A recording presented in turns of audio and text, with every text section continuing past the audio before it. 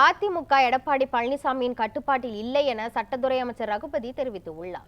சென்னை அண்ணா அறிவாலயத்தில் செய்தியாளர்களுக்கு பேட்டியளித்த அமைச்சர் ரகுபதி, தமிழ்நாட்டில் திமுக தலைமையிலான இந்தியா கூட்டணியின் வாக்குகள் 47%இலிருந்து 52%ஆக அதிகரித்துள்ளது என கருத்து கணிப்பில் தெரிய வந்துள்ளதாக குறிப்பிட்டார். தமிழ்நாட்டில் திமுக அரசுக்கு மக்கள் மத்தியில் மிகுந்த வரவேற்பும் ஆதரவும் உள்ளதாக அவர் தெரிவித்தார்.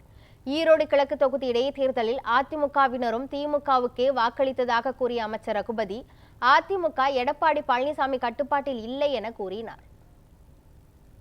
அண்ணா திராவிட முன்னேற்ற கழகம் எடப்பாடி பழனிசாமியினுடைய கட்டுப்பாட்டில் இல்லை என்பதை அதை அங்கே இருக்கின்றவர்கள் பேசிக்கொள்வதிலிருந்தே நீங்கள் தெரிந்து கொள்ளலாம். எனவே அந்த கட்சி கலகலத்துக் கொண்டிருக்கிறது என்பதற்கு எடுத்துக்காட்டு தான் அண்ணா திராவிட முன்னேற்ற கழகத்தினுடைய வாக்குகள் ஈரோடு கிழக்கு தேர்தலிலே முதல் முறையாக இரட்டை இலைக்கே வாக்களித்து வந்தவர்கள் முதல் முறையாக உதயசூரியனுக்கு வாக்களித்திருக்கிறார்கள் என்பதையும் அன்றைக்கு நாங்கள் சொல்லியிருந்தோம்.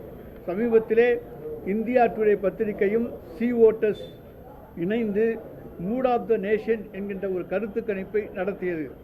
அந்த கருத்து கணிப்பிலே தமிழ்நாட்டிலே 39 தொகுதிகளிலும் இன்றைக்கு நாடாளுமன்ற தேர்தல் நடந்தால் திராவிட முன்னேற்ற கழகத்தின் தலைமையிலான கூட்டணி தான் வெல்லும். கடந்த நாடாளுமன்ற தேர்தலில் 47% ஓட்டுகளை வாங்கியிருக்கிற திராவிட முன்னேற்ற கழக கூட்டணி 52% வாக்குகளை பெறும்.